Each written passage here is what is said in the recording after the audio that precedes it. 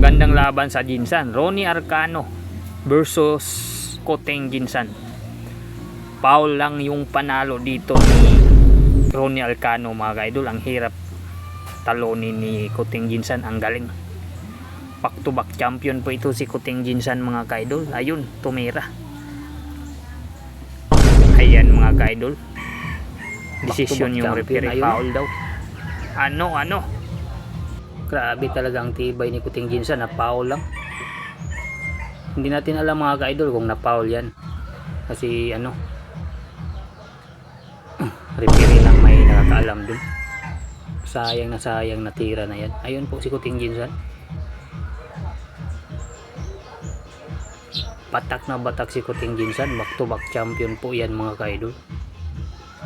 Grabe talaga si Koteng Ginsan. Ang galing tumira. Nahirapan si Ronnie Arcano. Natalo lang dyan si Koteng Ginsan dahil sa foul na yan mga ka-idol.